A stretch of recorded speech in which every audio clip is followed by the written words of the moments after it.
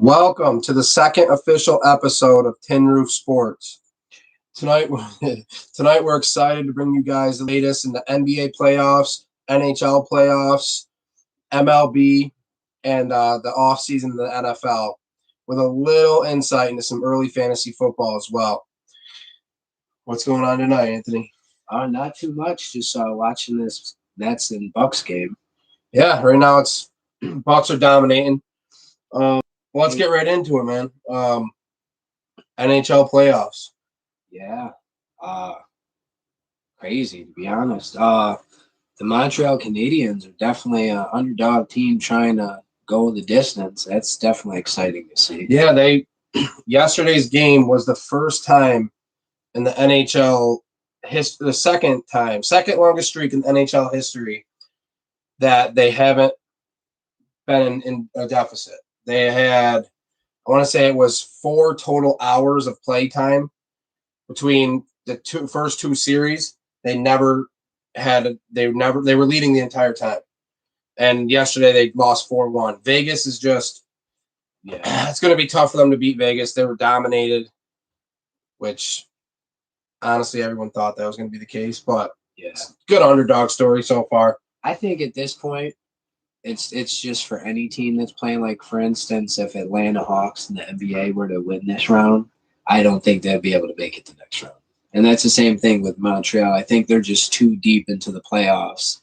And the teams that are left, if they were playing either Tampa Bay or the Islanders, I think they would lose the series too. Yeah, I completely agree. When you go 24-21 in the regular season and you limped into the playoffs and you got hot, that could carry you. Yeah. But when you run into a buzzsaw like a 40-14 Vegas Golden Knights team with Marc-Andre Fleury playing the way he's playing, it's almost impossible to get a puck by the guy.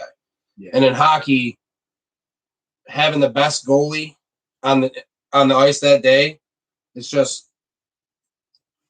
almost like having the best closer. It's like having Aroldis Chapman every season. Yeah. You always got a trick up your sleeve. You can always steal a game here and there. And with that being said, I think Montreal, no one talks about it. Carey Price may be the best goalie in the entire NHL. Yeah. And he just got outplayed by Vegas's goalie, Marc-Andre Fleury. Mm-hmm. But I feel like they got a shot because of him, and he's the reason. They've been winning games 3-2, 2-0, 4-0. They just – nothing's getting by him, and Marc-Andre Fleury stole game 1. I think it's going to be a longer series than people think, but I guess we'll see. I think this is more of a build season for Montreal. I think this is a year they could use for either next year or the year after to try to take that next step. You know what I mean? Yeah. I think they're definitely a playoff contender yearly with the roster they have. But I think this year is where if they could push it to 6 games, they could look back on the season and say, you know what? We didn't make it to the finals, but we played a pretty good team, played them pretty damn good. So yeah, we can take something from it. Oh, you're playing a team that got one of the best players from every team. Yeah. And everyone was wondering why did Vegas get to the Stanley Cup Finals in their first year? Well, you got to pick from one of 3 people or their best prospect. Yeah. Young, you know what I mean? You have to pick their best players, and then everyone's like, oh, Shea Theodore was a good player, and now he scores 2 goals and has a hell of a game, and why are they so good so fast? Well, it didn't used to be like that. I think that's a rough thing. I think a couple years ahead of time, whenever there's expansion teams, like say the NBA wanted to make an expansion roster, 2 teams. Yeah. They could say right now in 2024, 2025 season, we're going to make expansion teams. So the top 6 players in the draft, 3 players each are going to the expansion teams. That way, years in advance, teams could know that the draft is really going to be limited that year. Yeah. Because it's almost like the same thing when you're building this farm system in hockey. It's almost like baseball farm system. It's like the Rangers. There's an expansion team next year. What if they want Capo, or they want the other guy, Lafreniere? Yeah, well, it's tough because now, in that situation, it's tough because, say, last year, Lafreniere got picked by the Kraken. Seattle Kraken's a new team. Yeah. Well, now he's got to sit out a year. Who does he play for? Yeah. So that's kind of tough in that situation. So I get that you're giving these players, you get to pick 3-4 guys in your team that pretty much putting them on a trading block. And then the Kraken get to pick the best of the guy they want on that team. But that's not how it used to be. That's like saying, look at the Rangers. They're an original 16. They didn't get to do that. They started with dudes from 1960 who are now dead and gone. Now they're picking, trading, and I feel like they got to come up with a new way. Because, yes, you want the new team to be good, but also they're a new team. They're kind of supposed to struggle. I think maybe the smartest way to go about it is for maybe the first 3 or 4 years in an expansion team, their salary cap's allowed to be like, say, in the NFL, it's like $198 million this year. Yeah. Say an expansion team comes, you guys get to have a $275 million payroll. That way, you guys can pay for more free agents. That's that way you build the team properly, because free agency is going to give you a level playing field of a team. Yeah. Whereas taking someone's young players, that's like, say, if they built an expansion baseball team right now, they could go take any guy that's not under contract that's in arbitration, like Gleyber Torres. He's in arbitration. He hasn't reached contract status yet. What, are you going to take him off the Yankees? He's already pretty dang good. Yeah, exactly. So you're taking all these guys that got 1, 2, 3 years experience, and you're taking them off these teams in hockey, and you're putting them on these expansion teams, and these teams are, I mean, look at Las Vegas. They're probably not going to be a bad team until after 10 seasons in the NHL. Exactly, because they got all young guys. People got to pick. That's a good way, because now at least if you have good players, you're paying for them, and the other teams get something in return. You don't just say, "Oh, well, guess what? We're taking this guy that we pick, and we'll just take his salary on." Compensation picks. Yeah, like the second round, right? Like, say the first round, you got your expansion teams. Say the expansion team gets the 21st pick out of 32 picks. Yeah. Then you give them the first pick of the second round, and then the first pick of the third. Like, you give them the first pick of every round except for the first round, because that has to go based on the standings from the year before. But like second round, I don't know how many rounds they do in hockey, but I think it's only like maybe 10 rounds or something, 15. It's not that many. Yeah, no, it's not too many. But they should give them like the first or second pick of all the secondary, third, and all the other rounds. That way they're getting young talent, but it's not the top 10 talent. Because the top 10 players coming in the NBA and in hockey, because of how limited the rosters are, it's not like the NFL where in the third or fourth round you're still getting Pro Bowl caliber guys. Yeah, you're still looking for starters at that point. Name an all-star right now in the NBA that was in the second round draft or outside the top 15 picks. Yeah, they're there, but they're not many. They're few and far between. The Greek Donovan Mitchell, right? What was he? He was later, wasn't he? And he was a top pick, but he wasn't top 5, I don't believe. I think he was like maybe 7 or 8. You know what I mean? But he was still decent.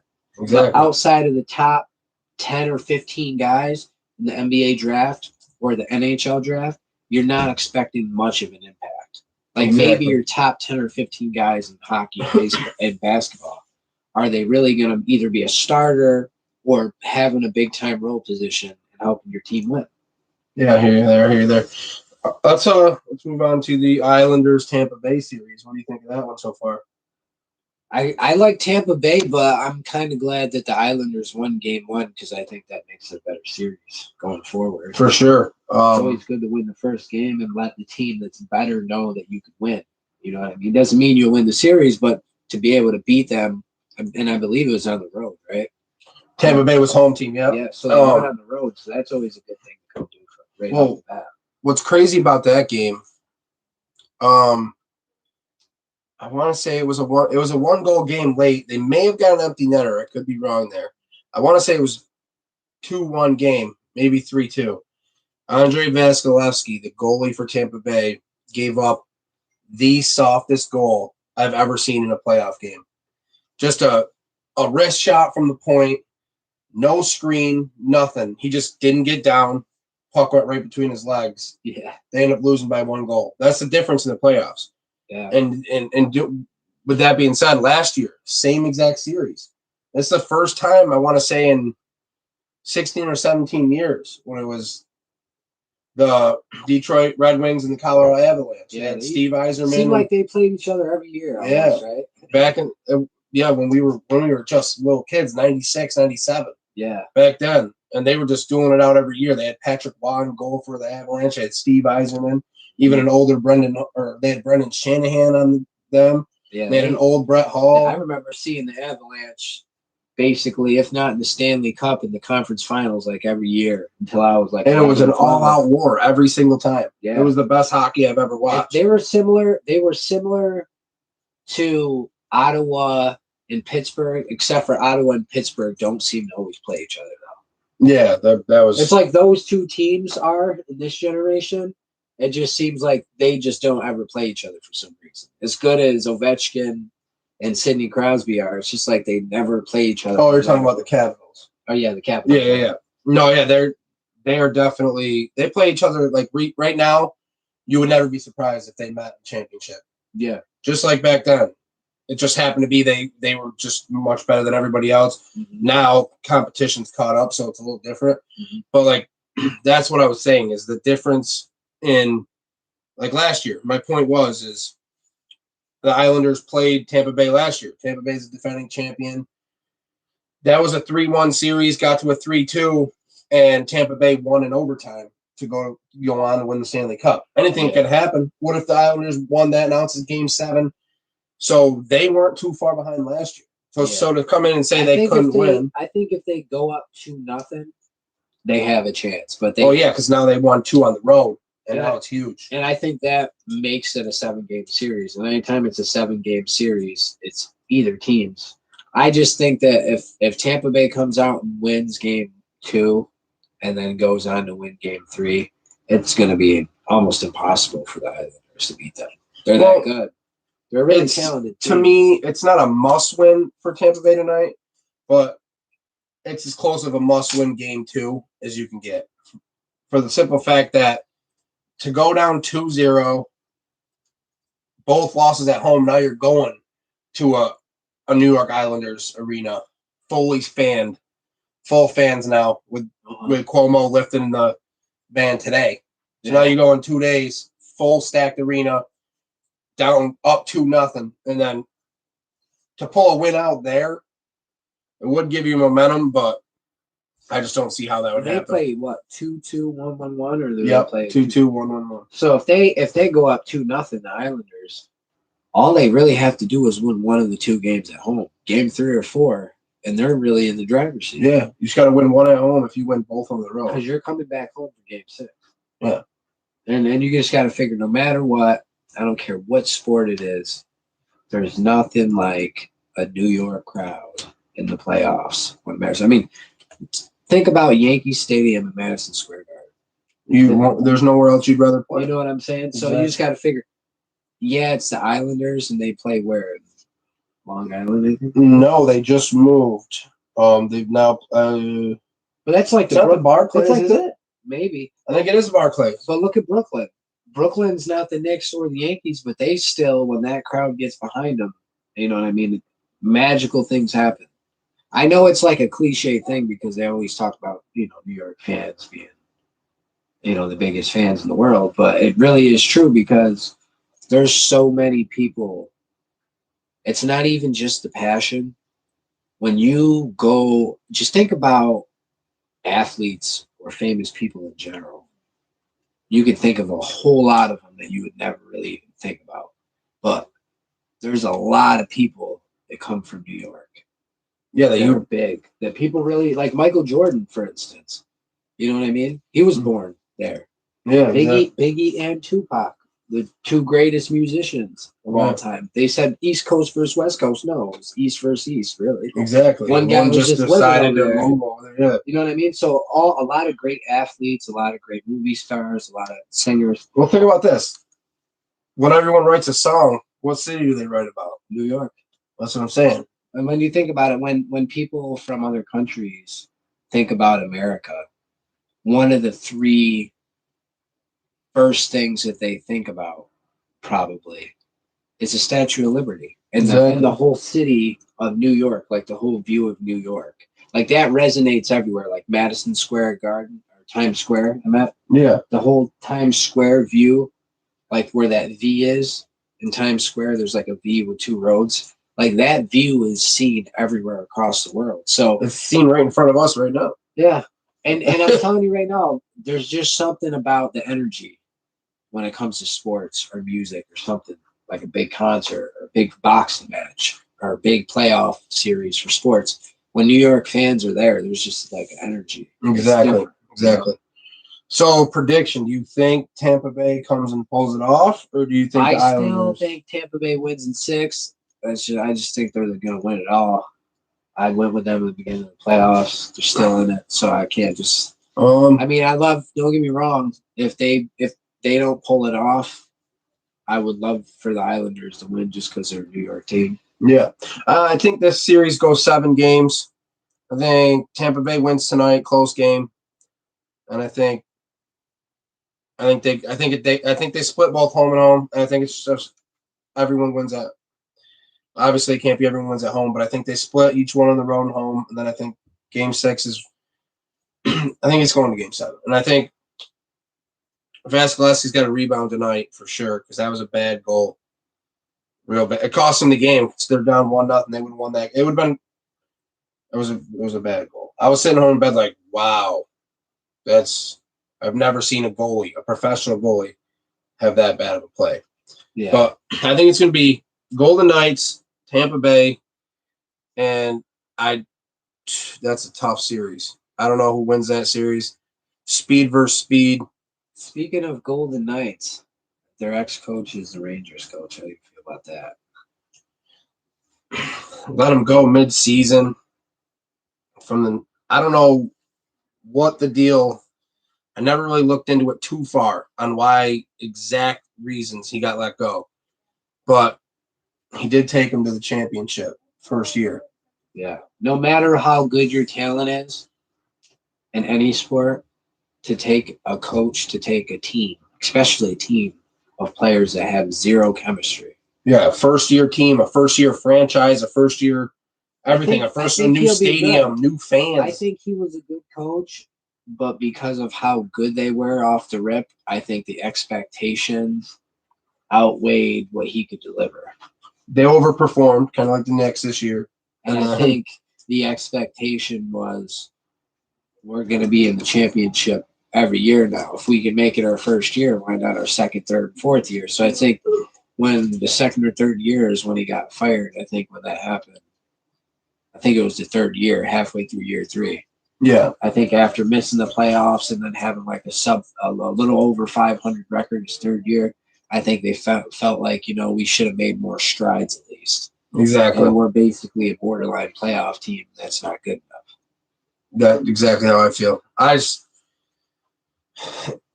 think he's going to be fine. The Rangers this year, with the way the situation was where you only played a certain amount of teams and Canada didn't come to the United States, and that's a whole thing too. This is the first time a Canadian team's played, and that could have been Montreal's issue too. They played in Vegas and they haven't been in the States. They all played in Canada. That could have been a thing for that too.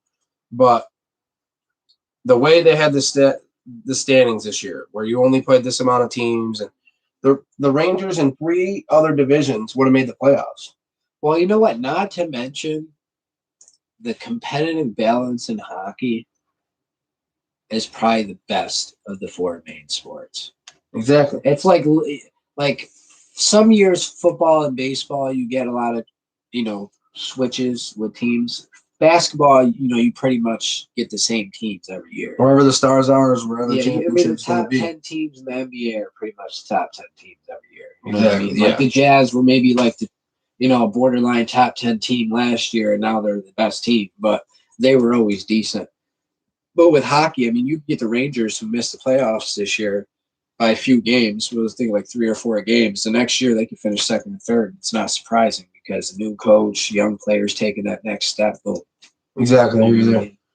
Well, in NCAA news, which we haven't really talked much about, Gary Gait is now the Syracuse lacrosse head coach. How do you feel about that? Well, I think The problem with Syracuse was Desco, and I think Desco was using an old lacrosse system that just doesn't work. I think lacrosse, just like baseball, basketball, and football, every sport in its own way evolves differently. With basketball, it's the 3-point shooting. With baseball, it's the launch angle and the spin rate. With football, it's the type of offenses these quarterbacks can outrun. So I think the problem is he was using an old school style of lacrosse, and he wasn't transitioning to a newer generation of play. Yeah. And that was slowing the team down. He wanted more of that old school, kind of like Jim Boeheim is with his team. He's been running the wheel as an offensive play on Man Up for 15 years. Dude, everybody knows how to defend the wheel now. We went through this. Yeah. We know. We've seen it. We run the same exact play. You score 1 out of 6 times and you think it's good because you drew it up. It's like everything, Syracuse. Boeheim, outdated. Yeah, he does his own work. Yeah, he'll beat a team. But when you play the same teams in the ACC, why do you think you're 10-8 or 8-10 every year? Because you play the team and beat them the first time, they adjust to the zone and they beat you the second time. Or it's the opposite. Yeah. And you know what? Most of the games that they won that were close this year, and I think they were 10-8 or 11-7, most of the games they were winning close down the stretch to get into the things, it was because they were pressing the teams at the end of the game. Exactly. And the teams weren't ready for. He's got a hell of a press. He does for his own. He's probably got one of the better presses. Well, the problem is you can't press the entire game. He's got 2 things. He's got a full court man press, and he's got his own. You don't have anything in between that. And you know what I've noticed about lacrosse? I'm not a lacrosse player, and I'm not the biggest fan following the sport, so I can't say for sure. I could say exactly how basketball, football, and baseball have changed. Like I previously just said. But the one thing that I've noticed watching lacrosse from, say, 2008, 2010, when I kind of watched it a lot towards the end of high school and right after high school, to now, is the players like to go one-on-one in lacrosse, but the problem is the defenders are sliding over and double teaming a lot now because these kids are so good one-on-one with their moves. So it really comes down to passing the ball, which is an IQ that a great scorer has to have, and moving without the ball, which is almost like basketball, cutting to the hoop, like old school basketball. You got to be a step ahead of lacrosse. That's huge. And I'm seeing that team like Virginia. Look at Syracuse beat them twice this year, and they still won the championship. Exactly. And the reason why is, and I watched what happened with Syracuse. Syracuse, for whatever reason, their offense worked against Virginia because Virginia is like a chess match team. Yeah. So when they played Syracuse, it kind of slowed them down. Exactly. It gave them an opportunity to get into their mode. And they got into them 14, 12, 13, 11 draw-out games where when they were playing everybody else, it was that one-on-one, people are sliding over, boom. So I think with Syracuse playing old school and the Virginia coach playing Syracuse so many times, he kind of got baited into playing an old school style of lacrosse, and that's where he lost with Syracuse. Yeah. To where when he played all these other new, top-level teams that have this new style of offense, they're winning, 15-10. Well, the new style of offense is get moving as fast as you can. Instead of, if you don't have a fast break, I've been coached this my entire life. If you don't have a fast break, you get into a slow break. Mm-hmm. Slow break, I don't know if you know this, but if you don't got a fast break and it's man-to-man, you get the ball down the side, you get it around, you get it to the top, then you run your play. Because you always have a chance to go one-on-one with the long pole going back, running back to get the short stick in. Oh, not to mention, Syracuse needs a new face-off guy. Guaranteed. I remember when we watched... No Guanolos out there, huh? I remember when we watched them in the late 2000s, early 2010s. They always had some guy that was tough 70, 75% of the time. I watched games where Syracuse, it was literally like 25-5 on the face-off. That's huge. I'm like, And they're It's losing so the game. underrated. Like they're losing the game 16-14 against the number one team in the country, and they just lost 25-5 on the faceoff. That was like 5 fast breaks goals that they got off the faceoff. Because we all know if you're winning 25 out of 30 faceoffs, out of those 25 faceoffs you won, at least 3 to 5 of them you're going to take down and score on the fast break. Well, here's the thing. Think this is why it's so big in lacrosse and lacrosse only. When it comes on, like hockey's almost similar. When you win opponent zone faceoffs, you most of the time get at least a shot on goal. Yeah. If you're 25-5 in faceoffs, you had 20 more unearned possessions than the other team. Yeah. If you even score on 25% of that, you got 5 goals off of 20 extra possessions most of the time in that situation. You're going to be up 20 plus shots. Exactly. Because that's 20 possessions, so you're at least getting 1 shot per possession. So the face-off man in lacrosse is one of the most underrated aspects of the game. It's almost like your DeAndre Jordan, your Rudy Gobert, your Mitchell Robinson guy that gets you 12, 15 rebounds every game. You know what I mean? And people like Andre Drummond. You don't really think of Dennis Rodman back in the day. You really need 0 that points, guy 20 rebounds, 15 or 20 rebounds, and giving rebound. Yeah, it didn't look pretty, but guess what? After that ugly looking rebound by that ugly mother effer, he was handing the ball off to the greatest player in the world. Exactly. And that's what matters is he's getting that extra possession to the greatest player each time he gets that. So you got to have that guy, especially with Syracuse.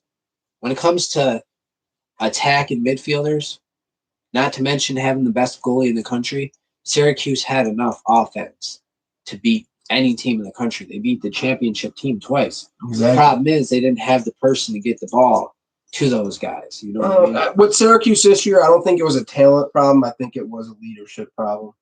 But not to mention Scanlon beating up his girlfriend mid-season. He's our best player, talent-wise. Well, and now back on topic with Gary Gait being the coach. Gary Gait has what's the word I want to use here? Gary Gait has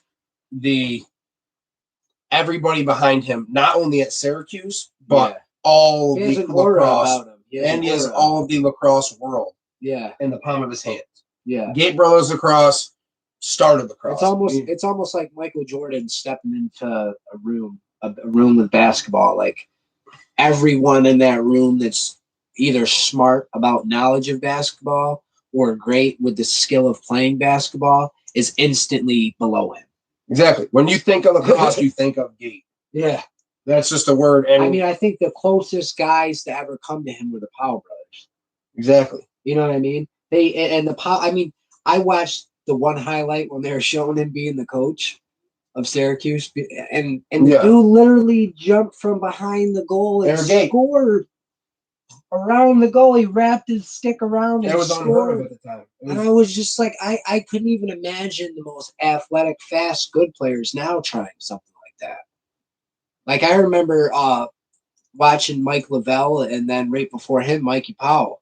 And that was like 2002 to like 2018. And I think those were probably the 2 best guys I've seen in our generation, probably other than the Thompson brothers, play the game was the Powells and Lavelle. And that was his last 2 years. Lavelle was real nasty, but those dudes used to score like 40, 50 goals in 13, 14 games. Well, Mike Powell did a front flip with a stick in his hand, for Christ's sake. Yeah. Granted, he hit the post. I seen the dude do a crossover with the stick between his leg like a basketball player does with basketball. That's just not right. Yeah. He's like this, Brian. Dude comes at him. Oop. I mean, he's carried on and just hits him with the oop. I mean, how do you do that? Like, that's just not fair. I hear you. So, on the topic of SU, NCAA, what do you have for NCAA basketball with Syracuse? Well, I'll do football because I don't have really much for football. Oh, yeah, the transfers for football? Well, no. There was a transfer that was supposed to go to Syracuse for football that decommitted. He was a Texas transfer. He was a 4-star recruit, but he did go to Texas. So there was someone who decommitted. Also, the official date and time for the Syracuse opener is Ohio. They're playing the Ohio University on September The 4th. Bobcats? September 4th at 7 o'clock on CBS. And Awesome. that's pretty much all I have for that. As far as Syracuse basketball, they got Benny Williams, who's a top 30 recruit this year. He could score all over the place, 6'7", 210-pound forward. Shout out to Bobby Gallagher on that one. Coaches over at IMG Academy. He's supposed to be big for us. And this other guy, Cole Swidell is his name. He came from, I believe, Villanova. He's a stretch four. He averaged 9 points last year for Villanova. He could shoot the three. He reminds me a lot of Tyler Lydon. So I think he's going to be really good for us. I think if you got this Swidell guy who could stretch the floor, Benny Williams, who can give you, a lot of scoring as a top freshman to go with our backcourt. That's the thing. Syracuse was in it all year because they could shoot the three like other teams can't. They really can.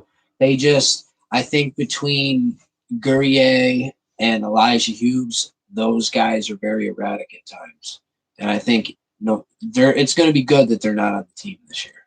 Even though it doesn't seem like it because they were some of our top players, I think they did a lot of the fundamentally basic things wrong that really pissed off Boeheim a lot.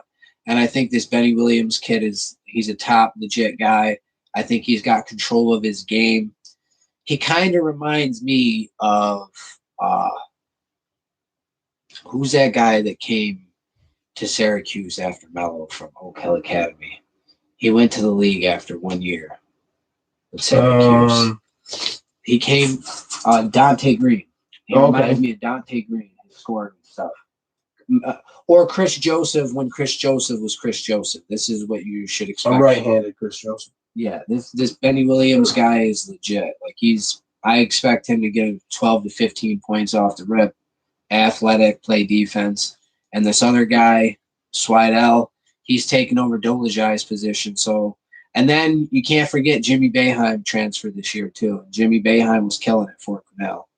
Yeah, and he's a lot bigger than people think he is. And he's got 2 years. He's got his 1 year for transfer, and he's got his COVID year. And Buddy's got a COVID year too. So don't be surprised if the Boeheim boys are there for 2 years. Oh, yeah. So I think that's good. And then Ty Muir, I forget his name. He's a backup point guard. Symir. His name's Symir Torrance is his name. He was on Syracuse's radar a while ago, but they ended up going with Jalen Carey at the time. And he ended up coming back after playing 2 years somewhere else. I think he played for like Providence or somewhere. But he's supposed to be our backup point guard this year. He's tough, quick point guard. Nice. Yeah, I think Syracuse has got a shot this year. We'll see. We're getting a long way from basketball, but yeah, they said they're borderline. Some people have them as high as 23, and some people have them, top 15 teams outside of the top 25. So I think overall, with Sidibe coming back and Jesse Edwards coming back, and then you got your 2-point guard, shoot guard, and your backcourt coming back, I think that's key. Yeah, I hear you there. Well, we'll put a bow on NCAA for now. We'll move over to MLB. Who's looking good so far this year? Well, I say as far as looking good, San Francisco Giants are the team that's looking good. If you want to talk about a team that's not supposed to be there, that no one was expecting to be there. Yeah, Boston's another one too. They were supposed to have another down season, but they're playing pretty good this year. And they just got Chris Sale back, right? Yeah. And the one word that comes to mind when I see the San Francisco Giants play so far, I've watched a handful of games, probably 3 or 4, is camaraderie. They're all together. And to be honest, they've been very healthy, which a lot of teams haven't been healthy because last year not playing very many games.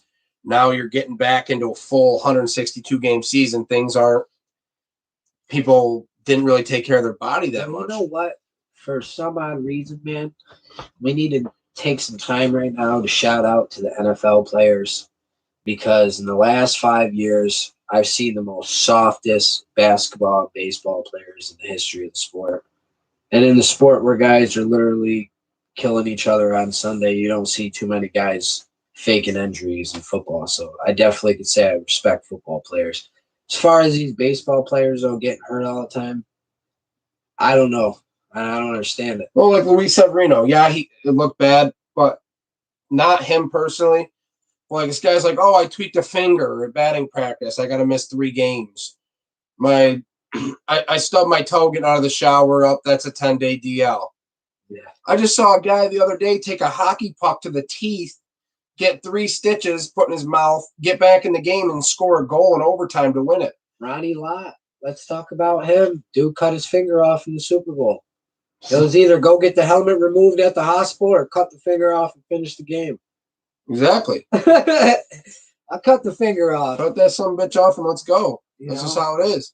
And that's a true story. You can read about that. Ronnie Lott cut his finger off in the playoffs for San Francisco. Yeah. And I tell you what, some people just, I mean, not for nothing, but Allen Iverson was literally 5'10" and had more injuries than any player in the NBA. And that dude used to play with a sore elbow, a sprained knee, and sprained ankle all in one night. Plus, he taped 2 of his fingers. Still dropped 35. I feel like what it boils down to is the term for the love of the game has gone out the window 10 years ago. Yeah. It's not about the love of the game anymore. It's about having your platform. It's about getting your money. It's about taking care of your family. And then the game comes second. Kyrie Irving said it. NBA is not the most important thing right now, which they're right. But this is your job. This is your occupation. This is what you do for a living. It's turned mainly because social media. Sports have turned, not that they haven't always been, because it's always been part both, but it was more 70% the sport and 30% entertainment. Now it's literally 60% entertainment, 40% the passion of the sport. Yeah. Like Jokic is I'm not saying it was a dirty play when he got kicked out. That was definitely a little uncalled for. It was an emotional play. But I like it because I don't care if I get thrown out of this game. I'm going to react some way. You know what I mean? We're down 3-0. If we don't win, we're going home. His team was down 12 points and they lost by 7. So they won by 5 points the remainder of that game. And you know what? I think he could appreciate that his team was tough after that. You know what I'm saying? Yeah, he showed at that moment in time he is the leader of the Denver Nuggets. And to be honest with you, if Allen Iverson, for instance, and I use him a lot, not just because he's my favorite player, but because he was if there was a star that was a single star on a team that made the playoffs every year but didn't have a secondary star ever, he was the guy that didn't have the secondary star. And he still made the playoffs every year but once throughout his whole career. So come on, man. Aaron McKee. The biggest thing back in the day was if you missed 10 or 15 games for these little petty injuries that these players claim and all this fake injuries that they have nowadays, number one, that showed that you were weak as a player. So other teams got extra physical with you in the playoffs because they knew you were a soft team. If we take out Iverson, it's over for him. You know what I'm saying? But Iverson had to be tough. So they knew it was more than just him you had to go through. Exactly. You had a team behind him. You know what I mean? Yeah, nowadays it's, well. And not to mention, if you missed those games back in the day, instead of being the 4 seed going up against the 5 seed, you were the 7 or 8 seed going against the 1 or 2. Now, instead of winning the first round and going to the second round, now you're going up against the best or second best team in the conference in the first round. Now you might be out after 4 or 5 games. Exactly. Back on the baseball, what's going on with the Yankees? I think the Yankees' biggest problem, and people can call it what they want, their biggest problem is Brian Cashman.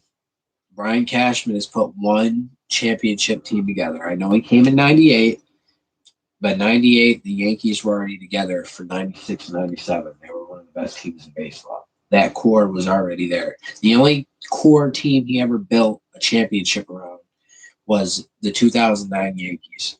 He's not a great builder of teams. He does not operate in the way George used to operate. George used to get the best superstars. When Brian Cashman came in, Brian Cashman started getting likable or preferable all-stars. So instead of getting, say, Freddie Freeman, he went and got Jose Abreu, which Jose Abreu is great, but he's no Freddie Freeman. Yeah, exactly. And that's the problem with Yankees. Instead of getting Nolan Arenado, we have Gio Urshela. I love Gio Urshela, but he's no Nolan Arenado. Yeah. And you know what I mean? Instead of getting James Paxton, he would have went and got Patrick Corbin the year that the Nationals won. Yeah, man. I don't think it's about buying the players and getting it that way. Right now for the Yankees, I don't know. Like, the manager's supposed to be the leader, but there's got to be a couple guys in that locker room that are like, hey, guys, urgency here. Well, we got to do something. They also don't have, like, when you look at their team, and this is not to take nothing against these players, but Gleyber Torres is not important, as many may think, for a simple fact that if you got a second baseman, shortstop, third baseman, one of those three guys better be a 30 steal threat every single year. Gio don't steal, not even 10. Torres don't even steal 10. LeMahieu don't even steal 10.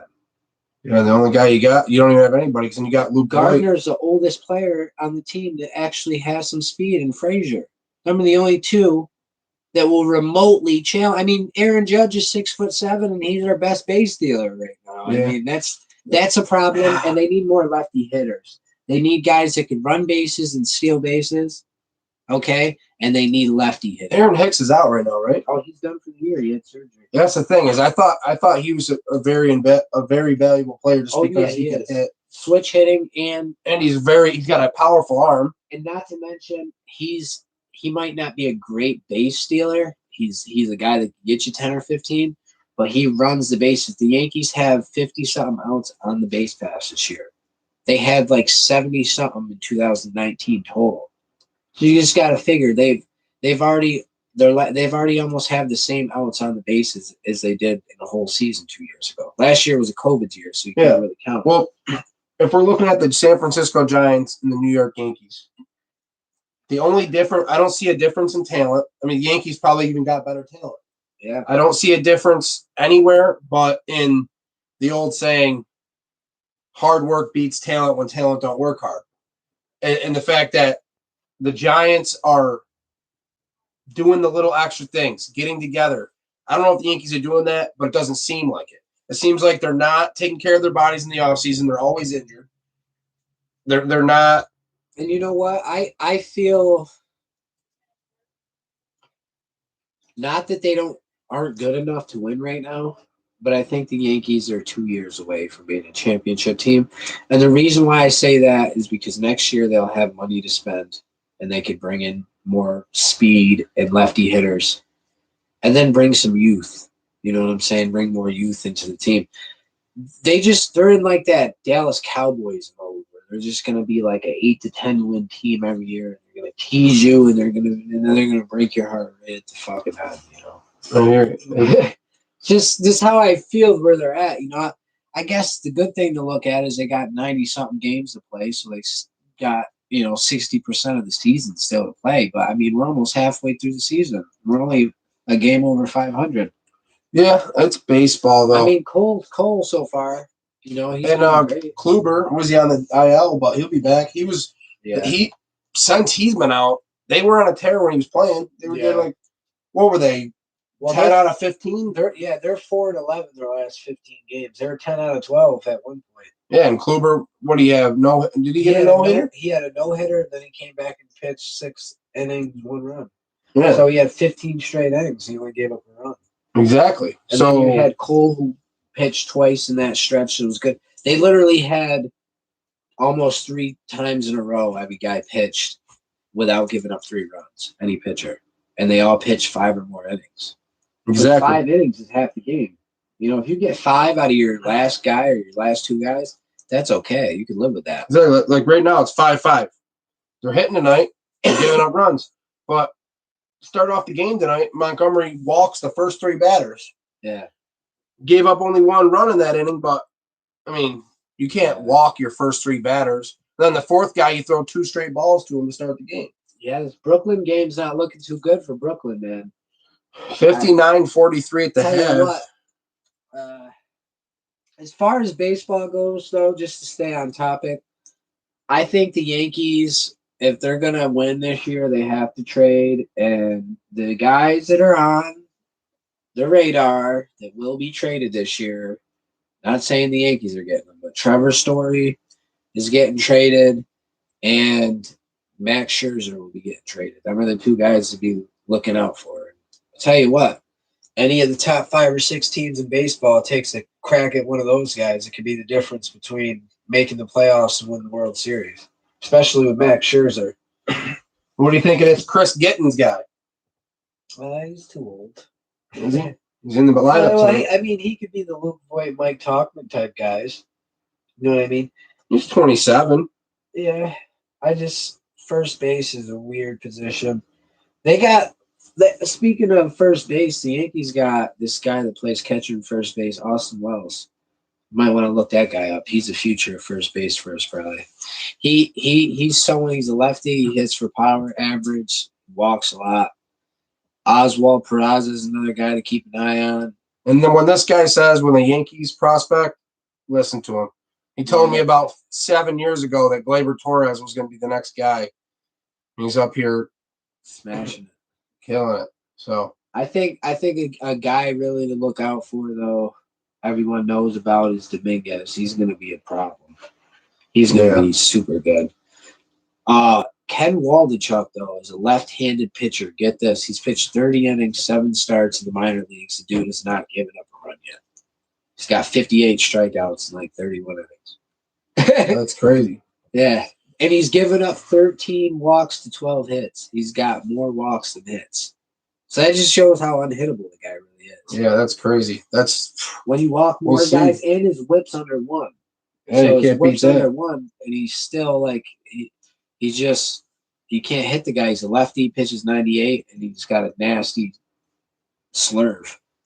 So we'll see what happens with them. Well, yeah, we could talk a little NBA. I know the NBA playoffs are here. Perfect timing. It's halftime right now with the Nets-Bucks game, and the Nets are getting handled. 59-43 at the half.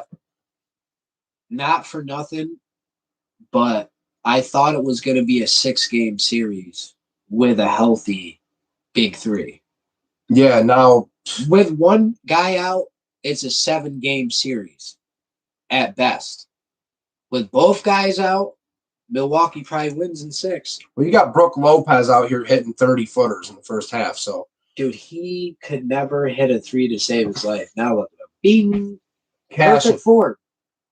Oh, he missed that one. But he shot about 7 threes, and I want to say he made 2 or 3. Well, just a quick update on the Islanders-Tampa Bay game. 3 minutes left in the second quarter, or second period. What am I talking about? Second period's 2-1 Tampa Bay. That's what I was saying. I think they're going to get back on track. We'll see. Long game left, but back to NBA. Yeah, I tell you what. You know who's been the difference, though? In all reality, people won't. I always bring up the guys that people don't talk about. Like Jokic won the MVP, but any real basketball fan knows that the most valuable player to a team this year who has made the biggest difference in his team's success or not success is by far Chris Paul. And it's not even a question. I agree. Chris Paul's made Devin Booker look so much better. Bridges so much better. DeAndre Ayton's getting open dunks. What did DeAndre Ayton do last year? He was rebounding the ball, but now you hear him more. He's out here getting wide open alley-oops, making plays, getting offensive rebounds. 78% in the series against the MVP. Think about that. He went 8 for 10 basically every game. Why? Because he's getting wide open alley-oop dunks because Chris Paul is breaking down the defense, making the play a step ahead of everybody else, and making passes that other people can't make. Yeah. And you know who's another guy that obviously this guy is not as big of a deal, but he's the difference in the series right now, is PJ Tucker.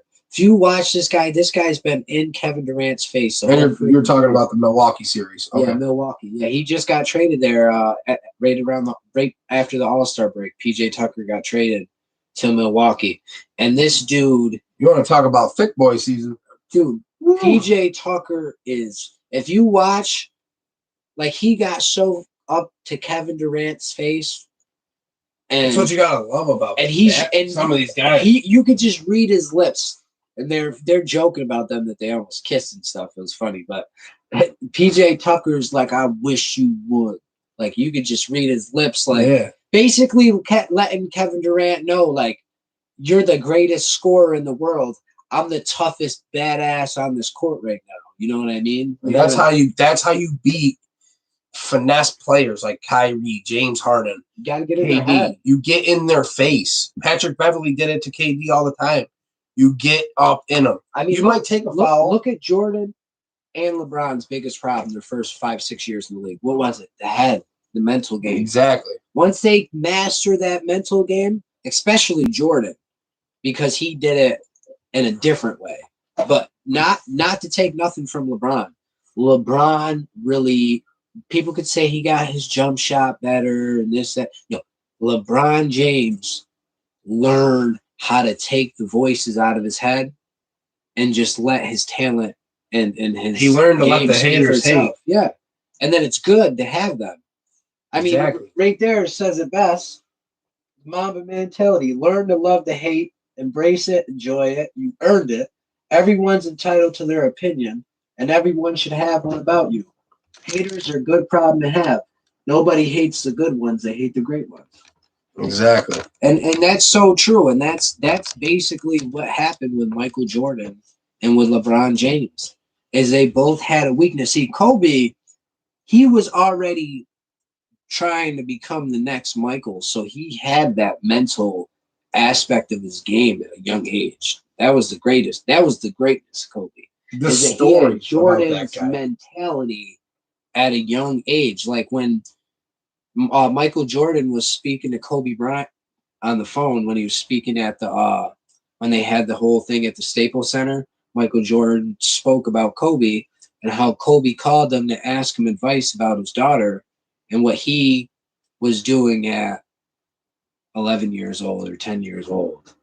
And he laughed to Kobe because he told Kobe that at 10 or 11, he wanted to be a great baseball player. And at that age, Kobe was trying to be as great as Michael Jordan. Exactly. So Michael Jordan couldn't give Kobe the advice Kobe couldn't give to his daughter because Kobe didn't want to give the advice to his daughter because he didn't want it to be what he wanted. He wanted it to be what was natural for his daughter. So he tried to take advice from a great person that was close to him. Exactly. So he could give that person's advice. Because basically, Kobe was basically saying, any advice Michael Jordan would have for my daughter would be similar to what I would have for her, except for me and my daughter have a connection. So I don't want that connection to interfere in my suggestions to her. So let me go to this guy who's also a great person when it comes to this stuff. And that was the difference. Michael didn't have the mentality at 11 years old, 12 years old, I want to be this great NBA player. He wanted to play baseball. Kobe at 12 was like, I want to be Mike. I want to hit the game-winning shots. He was probably in his driveway, fading away and shooting. Exactly. At 12. Like LeBron, he kind of, in a sense, had that same mindset too because he was coming up. But LeBron was different because LeBron was so hyped and was so physical. We didn't remember LeBron shooting many jump shots in high school. I just remember the dude coming through the lane and just dunking over everybody. And he's playing point guard. And he's the tallest guy on the court. It didn't make sense. So, so you're thinking the Bucks take the series? Tell you what, it's hard to say when I say this. I don't ever count out Kevin Durant because he is great. my biggest two problems with this series comes down to not only the health of these two players, especially Kyrie, because James Harden's playing. He's not 100% at all, obviously, but he's still playing. But I don't know what Kevin Durant's greatness is when he doesn't have elite shooters. And Kyrie and James Harden are great scorers, but they're not the shooters that the Splash Brothers were. So that's kind of where I'm like, not taking it from Durant. I'm not sure if they have enough clutch consistency on the team. Well, at some point, like when the Splash Brothers shot threes up when they played with Durant, you know how you felt when they shot? You're like, oh, it's going in. Yeah. You don't feel the same way. I feel that way more when Joe Harris shoots than Kyrie or Harden shoot. Well, that's the thing, is everyone's talking about Kyrie being out, and before that, James Harden. Well, the first two games of the series, well, it's 2-2. The last two games of the series that the Bucks won, Joe Harris is averaging 5.5 points a game. I mean, that's got to be something you got to talk about. He's what? Right now, he's the number 3 scorer because Kyrie's out. You got James Harden, Kevin Durant. Number 3 scorer can't have 5 points. No. He's got to have at least 12. And I tell you what. 15 minimum. And anyone who's a fan of Brooklyn, I would be a little concerned for the simple fact that, yeah, you have 3 of the 10 best players in the world on your team. Granted. However, you cannot add no more players to your team for the next 2 years. There's nothing you can add to it. Joe Harris makes 15, and all the big 3 make 40 apiece. That's 135. You only can spend 150 with luxury tax. Another $10 million goes to DeAndre Jordan. Yeah. So you literally have to trade DeAndre Jordan or Joe Harris, and a team's going to have to take those guys in order to bring in another guy. You're going to have to trade them 3 or them 2 for 4 to have a decent bench, even decent. And then you're literally signing guys to veteran minimums to fill out your entire roster. Well, that's the problem. They have no draft picks either. Listen, they gave up 4 first. So listen, the next 8 picks that Brooklyn has, 4 go to Houston, and then 4 Houston gets the swap with Brooklyn if Brooklyn's pick's worse. So for the next 8 years, Brooklyn has no high pick at all. That's the problem with the NBA. That's a huge issue. The same thing with the Lakers. If LeBron James gets hurt next year and is not the same player, sorry to break it to you, but he's pushing 40, and it's not the NFL like Tom Brady. Tom Brady's a once-in-a-lifetime quarterback that don't get hit, that's got phenomenal smarts, that knows how to preserve his body. He's not slowing down because his arm is still strong. That's not something that's just going to slow down like that. Like LeBron's shot's not going to slow down. It's up and down the court, the physicalness of it. LeBron can still shoot at 45 with the greatest of the greats. Yeah. And put the bucket in the hoop. Jordan could if he wanted to. But it's up and down. It's the stamina. It's the wear and tear. It's the 20 playoff games. It's the 2 ankle tweaks a year. It's the he's not hitting the floor. So next year, if he gets hurt and he slows down a little bit, you can't expect year 4 or on his next contract with the Lakers that he's going to carry them. Well, just a little jab at LeBron too. I mean, like a couple less flops. You know what I mean? It'll help you from hitting the floor more. You know what I mean? Keep you upright a little longer. You know what I mean? The TB12 method. Don't go down. I think he missed more games this year with female problems than he did with male problems. But I think his biggest problem is that the Lakers trade all them first-round picks and them first-round swaps for Anthony Davis. And the problem with Anthony Davis, I mean, it's a problem with a lot of these young superstars that be injury prone. Yeah. I don't know if it's... And it's not even... And the reason why I say he's injury prone is because, to me, injury prone is consistently getting hurt year in and year out. Like... There's unlucky, and then there's like there's other guys too. Like another guy who's injury prone that people don't talk about is Kyrie. He really is injury prone. Yeah, think about it. He's missing this series. What happened is the first year that Cleveland went up against Golden State in that playoffs before they played Golden State, though he shattered his kneecap. Yeah, it was a lot. He missed time with Boston when Boston was on stretch runs. He missed important games down the stretch in the playoffs. So, who is your prediction? Milwaukee or Brooklyn? What are you going with? I'm going to go with Milwaukee, but it's tough. Yeah. I'm gonna say just for shits and giggles, I'm gonna go with Phoenix. I'm gonna go with the Clippers. I'm gonna go with the Sixers, and I'm gonna go with the Bucks for my playoffs. And I think it'll be Phoenix and the Bucks in the finals. I agree. I think what holds the Sixers back is Ben Simmons' 3-point shooting forever. I think here's the thing about Philly. If Philly gets through and Philly plays the Bucks, it's a godsend for them. Because this series right now with the Nets being hurt the whole time, if the Nets get healthy, nobody's going to beat them. Oh yeah, that's almost like the Lakers. That's why I said what I said about the Lakers. Even if the Lakers were 100% healthy with no injuries throughout the whole season, and say they were the 4 seed and Phoenix was the 5, that would have been a 6 or 7 game series with a good, healthy Lakers team. Yeah. So when I say Phoenix is by far the best team left in the playoffs, it's not just because they have talent. They play phenomenal together. Like, those dudes love to play for each other. Like, they're legitimately friends. Like, the dudes like Cameron Payne and Cameron Johnson, like, they're like the Sean Livingstons and the Andre Iguodala's of the Golden State Warriors. Like, they got that energy and that swag off the bench. Where exactly. You're just like, damn, when does it stop? They just got camaraderie. That's a main thing. And then they got Frank Kaminsky, the dude. Didn't he win Player of the Year at Wisconsin? Yeah. I mean, he's a 7-footer that could stretch the floor. And he wasn't bad for the Hornets. And he played for the Knicks for a little bit. He was decent on the Knicks, Kaminsky. Yeah. And then they got Saric. He's another white boy that's 6'10" that can stretch the floor. Crowder's at the 4 starting for them. Crowder's a shutdown on anybody. Oh my gosh, did you see how good he did against LeBron? Everyone said it was because LeBron was hurt, which part of it was the ankle sprain. But he made LeBron look average on a lot of plays. How many times did you see LeBron take that fadeaway 3-pointer and front rim it when he usually switched? Yeah, more than normal for sure. I mean, part of it was the ankle, and Anthony Davis is not there, so the defense is going to be a little bit tougher. But, Crowder was part of that. Yeah, well, the good news is it's not the Lakers.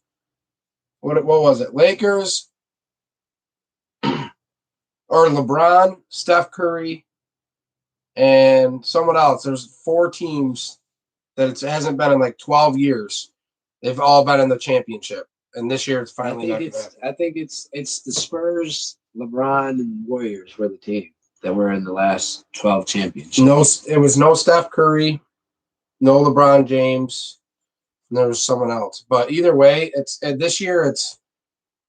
I think that was more fun. I think that was just it, though, honestly, because it was LeBron for 11 years in a row or 10 years in a row, and then Golden State made it for a year or two without him.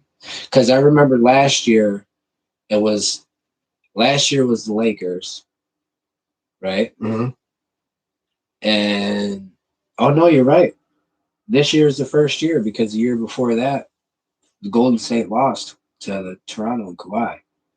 Yeah, but he's the difference from Milwaukee, and ain't even just that Brooklyn's hurt.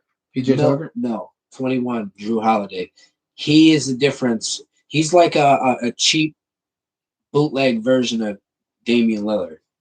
You know what I'm saying? That tough, bring it to the whole guard that could kind of – he's better than Schroeder, but he's not as good as Damian Lillard. Yeah. He's a tweener guard. He's like your certified all-star. Like Drew Holiday's an all-star where Damian Lillard's a superstar and Schroeder's a good player, not an all-star. He's just as valuable. Yeah. But Drew Holiday, because of his defense and his leadership, like he's tough. Yeah. When you talk about those guys like Tucker that are in your face, I don't care if you're better than me, you ain't working harder than me today. That's Drew Holiday's attitude. And then you got him going up against Joe Harris instead of Kyrie. Well, that's what makes a difference between someone like Kyrie and Kobe. Yeah. Is Kobe didn't care. He was putting up 100 shots in every city he went, and he's going down as a top 10 player of all time. And does Kyrie have the talent for that? Yes. Will he work that hard? No. He doesn't care that much about basketball. I think that goes down almost in a similar argument as the whole Jordan and LeBron thing. I think the forever thing that will stop him from being better than Jordan, because it's still an argument to this day. I mean, it's not wrong to say LeBron's better than Jordan. It's to the point where it's more opinionated than a fact. It's more opinion now than a fact that Jordan's better than LeBron. Before it was a fact that Jordan was better than LeBron. Exactly. Now it's more opinion than fact, which is important, because if it's more opinion than fact, that means the gap has closed considerably. So what I say is this. It's like you just said about Kobe, and that's what made Jordan the greatest, is when it matters most and LeBron is going to the hole with his team down 2 points and the defense slides over, you don't know if LeBron's pulling up or if he's passing it to the corner. You know what I'm saying? Yeah. If Jordan, Jordan's pulling up and taking the shot no matter what. And if the 5% of the time he does give it up, it's going to Scotty. Exactly. It's one of the or Steve Kerr. And like with LeBron, it wasn't LeBron or Wade. It wasn't LeBron or Kyrie. It wasn't LeBron or Anthony Davis. It's either LeBron or he could pass it to Danny Green. Or he could give it to J.R. Smith, who could run out and run the clock out. Let's talk about one thing that a lot of people won't talk about. LeBron could easily be 3 for 11 if it wasn't for Ray Allen bailing him out in Game 6. Yeah, that's true. They're down a point. Or no, they're down 3 points. And there was like 11 seconds left, and the dude missed it, and the ball was bouncing out of bounds, dude. And Ray Allen caught it like this, like to throw it back in. But there was literally like seconds left, and he was fading and just tossed it up in the air. Swish! Overtime. Yeah. LeBron takes over. Game 6. Tie it 3-3. That game. What game was it when they got the offense? LeBron got the offensive rebound and kicked it out to Ray Allen, and he hit it backing up. I think that was the same game. That was the winning game. That was the winning shot. Maybe that was it. There was something where I think LeBron shot the ball. LeBron shot the ball. And then Ray Allen saved it and shot it. No, LeBron shot it. Got his offensive rebound and kicked it back, and Ray Allen stepped back and hit it. Shot the ball fading away somehow. Because he needed a 3, and he was backing up, and they pitched the ball to him. And he tied it at 90. It was like 98 apiece after that. It was 98, 95 or something. He shoots that 3-pointer to tie it. They're down 3-2 in that series. He misses that shot, it's over. Exactly. They don't win it in overtime, it's over. They don't come in Game 7, it's over. Like, he literally had to get the game-winning shot, take over in overtime, plus win Game 7. Then, not to mention, he came back against Golden State. So that's 2 championships that he won by the slimmest margin. Yeah. One thing I'll say is this. I will never, ever let up on LeBron's Miami first series they lost to Dallas. That was the one. That was the one finals. That was the one finals where I'll say LeBron choked. Yeah. All the other finals that he lost, it was just the team was better. I could live with that. The Spurs were better and Golden State was better. You know what I'm saying? But that Dallas series, LeBron just choked. He didn't. That was his first year in Miami. He only went to one final so far with Cleveland, so that was his second finals that he lost. But he just didn't understand how to give the ball to Wade and let Wade make him better. He was so used to making everyone better that he was pressing so much. That's the third 3 in a row I've seen Blake Griffin hit. What is going on? That is weird. 14-point game still. I don't know. But, well, I don't know. I think it's going to – my opinion is I think Brooklyn finds a way to win the series.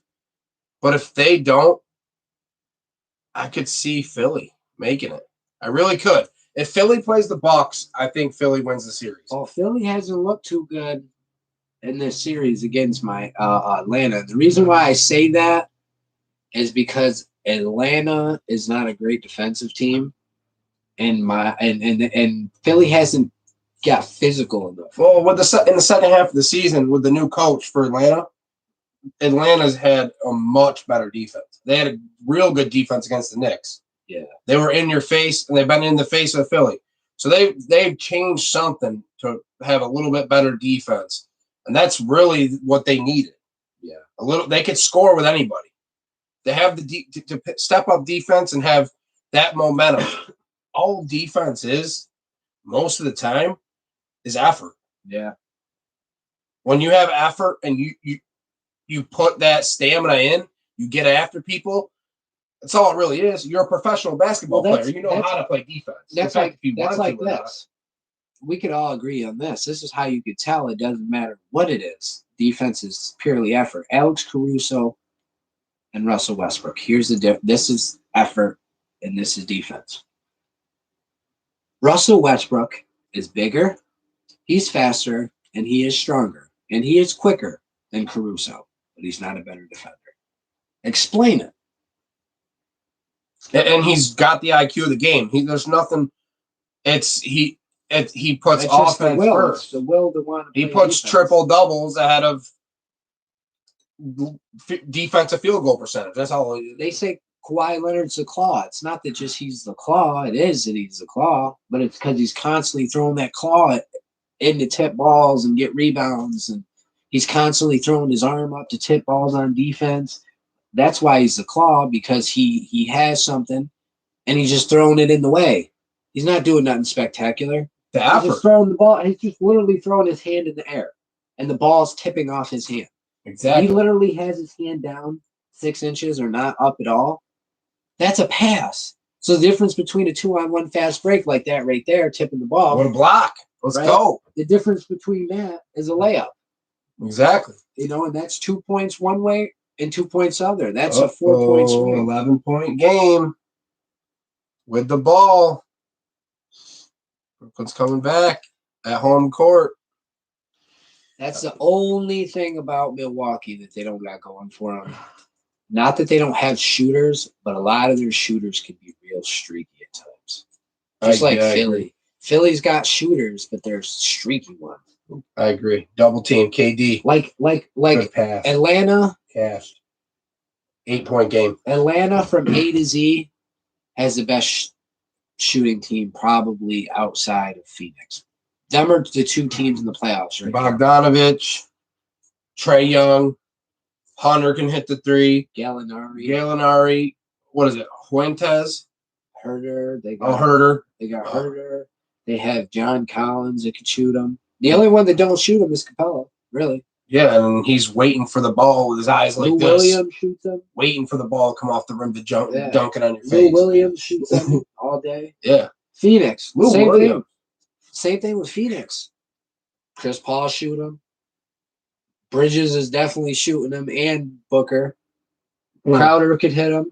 Cameron Johnson can hit him. Payne can hit him. Kaminsky. Saric. Same thing. Aiton's the only one ain't coming up. That's it.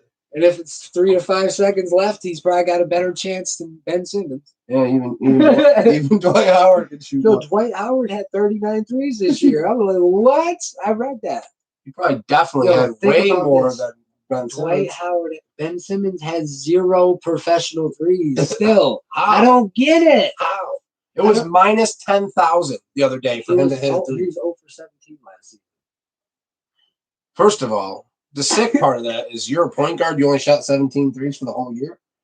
That's once every 4 games. How do you not get in the gym and figure it out, dude? That's all you got is time in the offseason. You get paid no matter what. Just make a 3-pointer. What are you doing? Alfred Payton's made a 3. He's trash.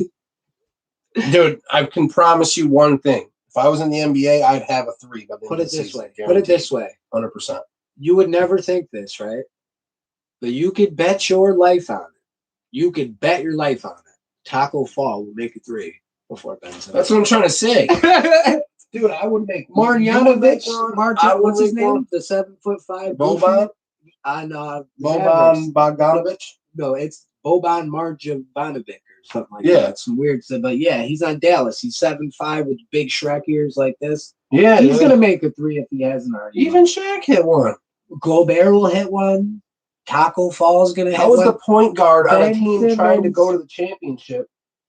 I'm confused. I'm gonna look up the number right now. We're gonna look. Someone's got to, like, how do you not?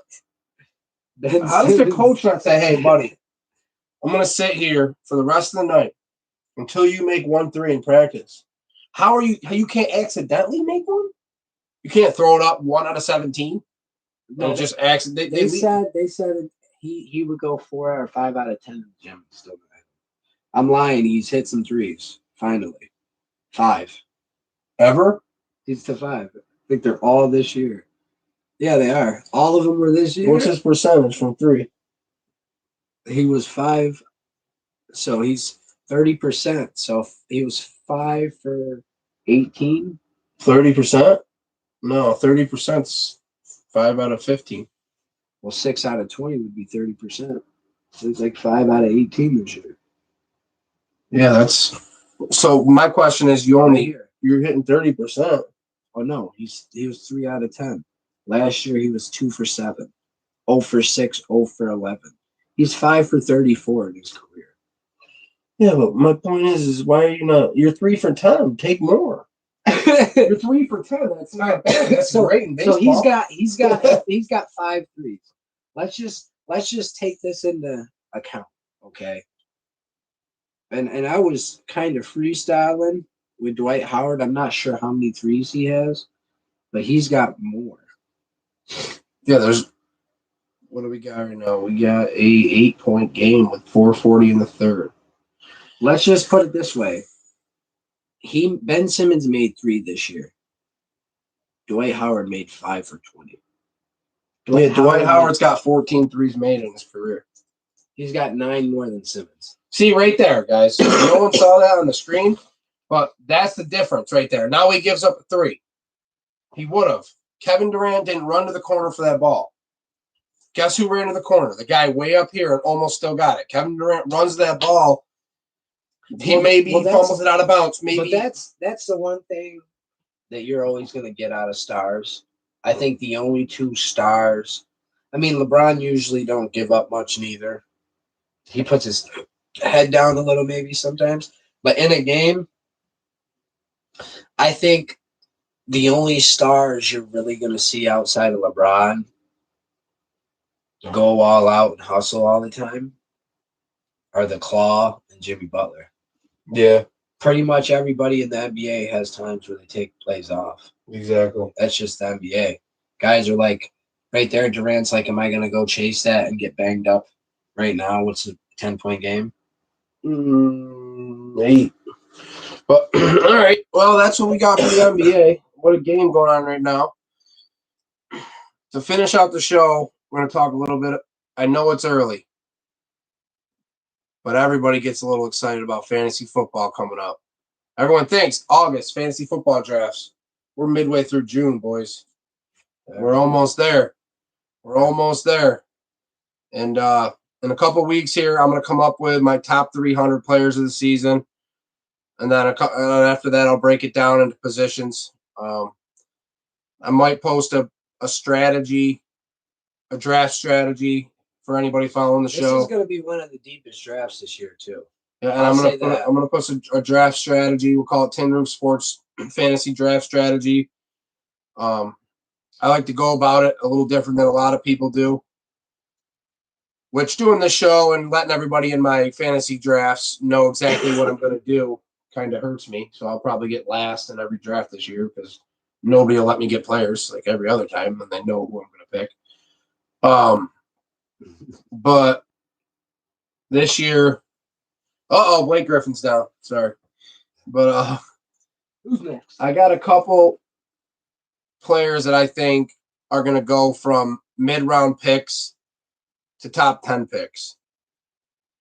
I think, not top 10 picks, but top 10 in their position. I think Justin Jefferson this year is going to be, he's going to light it up. He lit it up last year, and he was obviously low because he was, I think, when he was a rookie last year, right? Justin Jefferson? Yeah. Yeah, he was a rookie last year. I got him in like the 8th round. That's still, I think he's. And I was high on him. Yeah, I was high on him. You know what I mean? Because he was like the 5th receiver, and I was like, I just think because Diggs is leaving and he's coming off a big college year, he's going to be a 1,000-yard guy. He went for 1,500. I didn't know he was going to do that. I think it's a bold prediction, but I honestly think he leads the Minnesota Vikings in all statistical categories this year. Yeah. Yards, catches, touchdowns. I think he overtakes Thielen. Thielen's still going to be a good player. I just think Jefferson's going to overtake him. I know it's a little biased, but I feel a breakout rookie could be Amari Rodgers. I've watched a lot of film on the guy so far. He is a little bigger version of Randall Cobb, and Aaron Rodgers loves it. If he's there, he's going to be feeding him the ball. Devontae Adams is getting double teamed. They have Devin Funchess, Allen Lazard, MVS. They got players that can make plays that they do not have film on Amari Rodgers, NFL film. And I feel like that's going to be big, check down wise.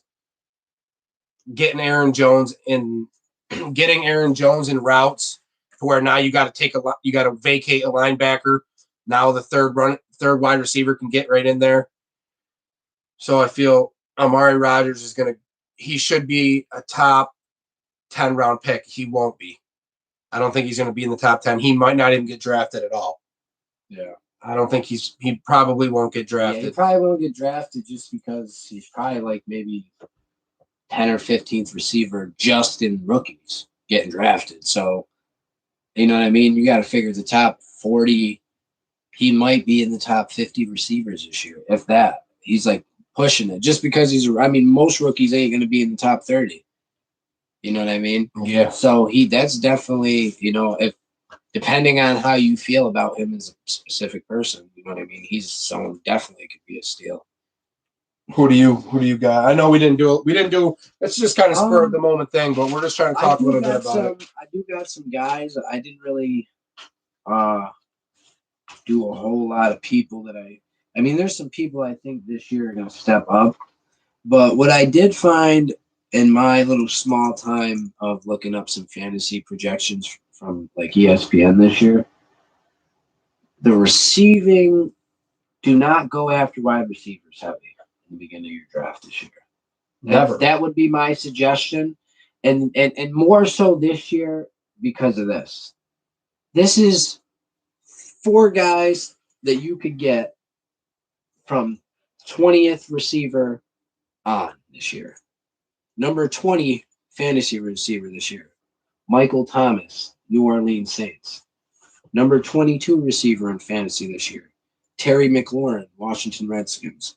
Number 23 wide receiver this year, Mike Evans, Tampa Bay. Number 27 wide receiver this year, Kenny Galladay of the New York Giants. The number 29 wide receiver this year, Corey Davis of the New York Jets. Those are 5 guys right there that could all be 2, 3 of those guys could be top 10, but all of them could really be top 15. Well, that was my next bold prediction. Kenny Galladay finished as a top 8 wide receiver this year. Oh, yeah, I think that happens. I think Michael Thomas does slip a little bit just because of Breeze not being there, but I do think he rebounds a little bit. I don't, because I feel if they go Jameis, which I honestly think they're going to go Jameis, they like his mind's slipping right now. Tight end Taysom Hill. Yeah. The mind's slipping, but if they go Jameis Winston lit it up with Godwin, lit it up with Mike Evans. He just throws picks. But here's the thing he will do. He will force the ball to his best players. Michael Thomas will get 200 targets. Well, that's the thing is I think Michael Thomas's stats will be right there again. You know what I mean? Yeah, and that's why picking him later is going to work out. To be honest with you, if like I looked at the projections, like he was in someone's draft, he was like 38th. Right? He was hurt all season. He played hurt. He was 38th, and people were picking him higher than his projection at 38. But just think about it. Say you have the 30th pick or the 28th pick in the draft. Say you end up with the 7th pick and the 13th pick. Just hypothetically. If I went 7-13 this year, This is just a realistic 7-13 scenario. You could go Ezekiel Elliott because running back is going to be crazy deep this year. He can go anywhere from 3 to 8. It just depends. He slipped a lot last year. That's what I'm saying. Saquon's up there. Jonathan Taylor's Those up two there. guys are tough. Kamara's up there. Christian McCaffrey's up there. McCaffrey, Kamara. You know what I'm saying? Loaded. And then you got the dude from Tennessee, Henry. You got he's the number one pick in the draft, ain't he? No, Kamara still. Only because you gotta figure 100 catches, 1,000 yards, and 10 touchdowns receiving on top of your running back stats. That's the key. Nobody does it. Honestly, the only person that has any potential of putting up the numbers overall that McCaffrey put up 2 years ago is Kamara. Only dude with the skill set that could do it. He's the only guy, in my opinion, that can do 1,000 both ways. Yeah, but Kamara's hasn't always had touchdowns, and his touchdown numbers last year were a little inflated. He had 6 in one game. That's unheard of. That doesn't happen. Even give him 2. Oh yeah, but if I'm just saying to get 1,000 both ways, rushing and receiving, well, in fantasy, that's all that really matters. If you can do both of those, you got to figure. Yeah, even if Henry had 2,000 yards, that equals that right there, and double the touchdowns. Yeah, but you got to figure it's not just that. McCaffrey's getting 1,300 rushing, 12 touchdowns. He's getting 1,100 receiving, 100 catches, 11. You get what I'm saying? Yeah, 100 catches. 100 catches. 100 points. This is what I'm saying. In the fantasy world, those catches and receiving yards are going to stretch him out past everybody else. Well, but here's the thing: is 90% of the time, Derrick Henry's playing all the games. He's huge. He has very rarely missed a game. Yes, you're going to get that with McCaffrey. And the thing with McCaffrey and Kamara is they're probably going to miss between 1 and 3 games a year. That's not true. McCaffrey never missed a game until the season. Yeah, and he missed most every game. That's what I'm saying. It was one major injury. We don't know. Saquon Barkley he's an injury concern. Yeah, but it's every year. I feel like with him, 2 years in a row, but I feel like it's unluck for him. I feel like he takes care of his body. He does the right stuff. He's not one of them guys if he gets one injury this year, I don't care if it's 2 games or 3 games. He's got the label. He's an injury-prone running back, and he's never going to be able to shake that label. Yeah. 3 years in a row, it doesn't. You only get 5 years. You know what I mean? Yeah. You could get 1 injury year, honestly, in the first 5, and you could say you're not injury-prone. 2, you're arguing whether or not you're injury-prone. You get 3 injuries, it's no arguing that you're an injury-prone player. That's like with Zeke. Zeke had a down year, but he was a little banged up, plus Dak was gone. So that's what I'm saying. If you got the 7th pick in the draft, you could go Zeke 7. You could go Kelsey or Kittle at 13 to give yourself a running back tight end duo that's real good. And then in the 20s and 30s, you could either get your second running back in 20.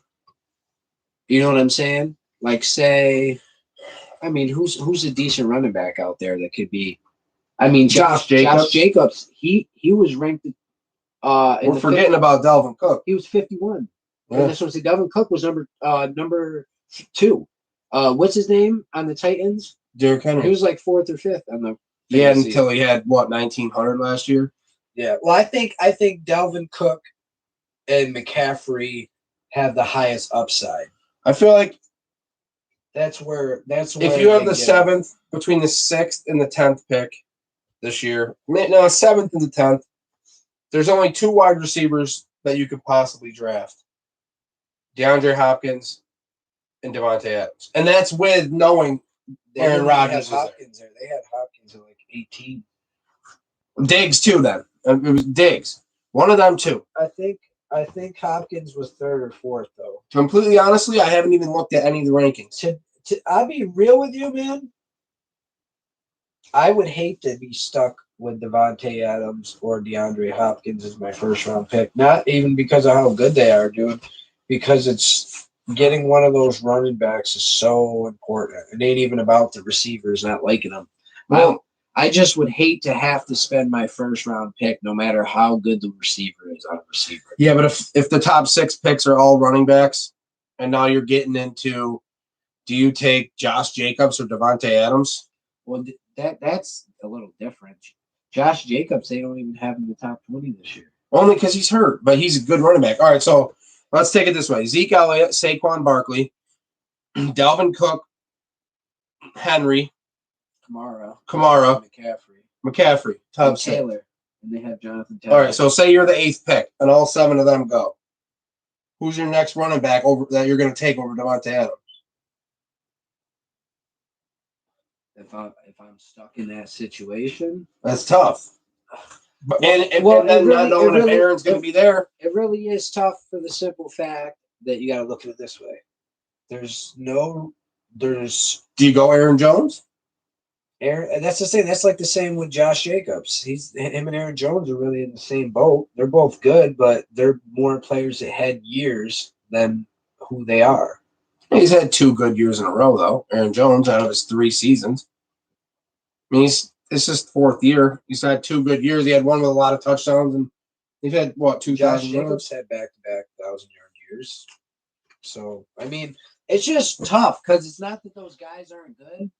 1,000 yards isn't the thing anymore. It's all the catching and the yards, receiving, and then the total touchdown. You know what I mean? Well, what you got to look at take into consideration now when you draft the running back. When you go into a fantasy draft, you're not looking at anything besides potential points. Not because if you go, all right, for Dallas, for example, yeah, Ezekiel Elliott wasn't great last year, but his potential points and the amount of time he's going to get the ball, as Matthew Berry says, I follow Matthew Berry more than I follow anybody else on fantasy-wise. What's most likely to happen is all you can control in a fantasy football draft, in a fantasy football season. Because you can't predict anything, really, in football. Mm-hmm. You have to go in with what's most likely to happen. So when you're picking between 2 players, all right, Josh Jacobs, Devontae Adams, 2nd round, he's there 11. Yeah. What's most likely to happen? If Aaron, just say hypothetical, Aaron says, yeah, I'm playing. What's most likely to happen? Devontae Adams catches 15 touchdowns or Josh Jacobs rushes for 10? Yeah. I would say Devontae Adams catching 15 touchdowns. He's got 14, 18. He's got the best quarterback in the NFL throwing him the ball. Josh Jacobs just came off a big injury, and to be honest with you, their team's not as good. That was the problem I always had with Julio for the longest time. Whenever Julio was in the top 5, whether it was when Odell Beckham and DeAndre Hopkins were your 2 guys, or Devontae Adams, or whoever, you know what I'm saying? Yeah. I've always picked 2 to 4 guys above Julio Jones year in and year out over Julio Jones. Because Julio don't get touchdowns for whatever reason. I don't know what the dude's allergy is to touchdowns, but he's got one. Yeah, he's got like 10 of them, over 40. He literally has 45 career touchdowns, and that's not a lot when you think about 10 years in the NFL. That means he's getting 4.5 a year. Well, Devontae Adams is at 38. That's what I'm saying. He's what, 4th, 5th year in? Yeah.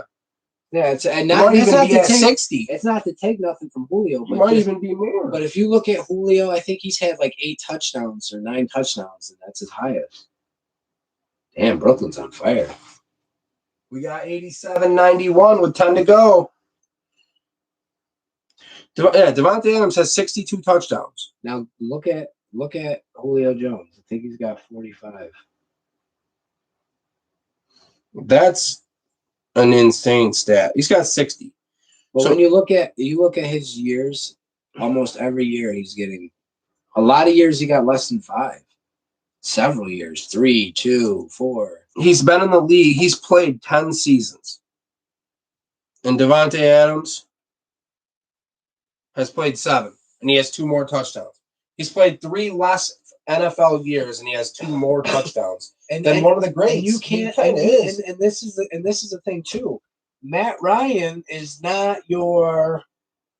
Matt Ryan ain't no slouch. Underperforming type of quarterback. This is a dude that's top 10 in passing yards. 2-point game. Top 10 in passing yards and touchdowns. He's had 5,000 yards in a season. That's what I'm saying. There's like 3 quarterbacks ever. He's been to a Super Bowl. I think he came close to MVP as well, right? Yeah. He's been right there. I mean, and if Tom Brady wasn't playing him, he would have a Super Bowl. 28-3, we already know how that worked out. But I will say this. I do like Elijah Moore this year for the Jets. I think this year it might be hard fantasy-wise for him to be a really big performer because the Jets are loaded at receiver. That's just a position they decided to quadruple down on this year. But Yeah. I think Elijah Moore, especially next year when Crowder's for sure gone, I think he's a guy that could be a 1,000-yard receiver. Well, Michael Carter is going to be the under-the-radar. Keep him in your queue for picking him up after a couple weeks because he might be starting too off the rip. Michael Carter is. I said it on the last show. He's the best college running back I saw in the last 2 years. Yeah, he runs the ball harder than I've seen anybody. ETN runs the ball hard. They said his comparisons MJD. That's what I'm saying. Low to the ground, compact, keeps his feet moving. He's 5'8", 204 pounds. Exactly. I figure that's big. Like if he was a 5'11" to 6'1" like the rest of these guys, he would be like 235 pounds. Yeah, he's under the radar, but honestly, he's a guy that no one's listening, no one's following, he's going to be that fine that 4.54, which is perfect because his speed is like it's faster than what it is on a 40-yard dash. He's one of those dudes that runs 4 or 5, but because he's so short and so low to the ground, and he's quick with his stop and goes when he plants. His agility and acceleration are top end for sure. It makes it seem like you're chasing after a 4-3 guy. You know what I mean? Well, don't sleep on the Jets this year. Everyone's going to put them down as last. But hey. Well, you know what? I'll say this about the AFC. And this is just a fact. The Jets are better than what they were talent-wise. Last year, they won 2 games just with the coaching staff and the players. If they played that same schedule as last year, they're probably a 6 to 8 win team. And last year, the Jets. We got to check the quarterback so far. The Jets going into last year, they're 7 to 9 the year before last. Yeah, no, you know what I'm saying? Everyone expected them to be a 7 to 10 win team fighting for a wild card, and they went 2-14. So now everyone's back. All right, if they do go up from here, it's probably only a couple games. Well, I don't look at it just that way. They added a lot of high-end free agents and draft picks, and they're getting CJ Mosley back. Yeah, I mean, and the coaching staff that matters sometimes. The quarterback, if Zach Wilson is even a slight bit better than Darnold. Not because they're different players. But if he's just a little bit better than Darnold with this coaching staff and the players that are around him, put it this way, if Darnold had this team and it wasn't Zach Wilson, they would still be better because the coaching staff and the team. I feel like Darnold gets a bad rap. I feel like Darnold's going to have a good season over in Carolina. It's not even that the Jets didn't want him. That's not even the problem. The Jets had 2 problems. You can't sit at the number 2 pick, okay, with the potential that Zach Wilson has. No, take it. You have to. Because at worst, Zach Wilson's going to be Sam Darnold at worst. He's going to be on Sam Darnold's level. Yeah. So when you look at that, plus you look at the fact that this guy's been here for 3 years, and granted, he's not a bad quarterback. He still hasn't, even though his team sucks, you still have to take some steps to become a little bit better. Yeah. And he didn't make those steps by himself, so they knew that no matter if it's Zach Wilson or Sam Darnold, we're probably 2 or 3 years away from competing regardless. Yeah. So let's go with the cheaper guy with the higher upside, which gives us more money. Next year, Sam Darnold's going to be making 25 for Detroit, and Zach Wilson's making 8.5. Carolina, yeah. Or Carolina. So do you want a $25 million Sam Darnold, or do you want a $9 million Zach Wilson? And possibly Zach Wilson's more likely than not to be better than Darnold. Exactly. So I don't think it's so much if the Jets had outside the top. I think the Jets would have grabbed Trey Lance, Zach Wilson, or Trevor Lawrence. I think if it was outside the top 5 picks, the Jets would have went the best position player available. I agree. And they would have kept Darnold. Yeah. Well, just a little bit last bit here about some fantasy football stuff. I'm on Twitter at Beamer315. We are also Tin Roof Sports. You can do hashtag Ask Mur for any fantasy questions. I've had that hashtag for years. If you have any fantasy football questions, you can go on that. And were you going to start a hashtag too for any fantasy questions for you? Probably I'll eventually start one. I don't have one yet. I do have Twitter, Upstate NYY _315, which is my Twitter. I do have a lot of content more about baseball than anything on there. But if there's any questions or, anything you guys want to message me about, you can contact me on there for the time being. Exactly. And just a last little bit about some fantasy football information. If I will be coming up with a lot more content. Fantasy football is one of my favorite things. Football is by far my favorite sport. We cover it all, but football is just a passion of mine. I play it. I love football. But we will have a lot more fantasy information. Like I said, I'm going to have everything you guys need for draft day knowledge for your draft. So let me know anything. Did you have anything else to add? No. I pretty much, just be looking out for more content and on our other platforms because there's a lot of stuff like we'll be putting, like fantasy football lists. If just in case you guys might not catch the videos or watch the whole video, we'll be posting like our lists of our fantasy stuff and predictions for football season stuff on our other platforms. So if you guys want to read content, if you don't got enough time to watch the whole video, we'll be posting stuff like that as well on the pages. Yeah, and we do have our TikTok at Tin Roof Sports. I will be getting back to posting some parlays and some flat bets and stuff. Like we were talking about in our last video. We did get away from that for a couple of weeks, but we're going to be back. We're going to be making some money. We're going to be grinding. We're going to be putting together anything you guys need. So, with that being said, guys, have a great night. Have a great rest of your week. And signing off for tonight. So, have a good one, guys. Peace.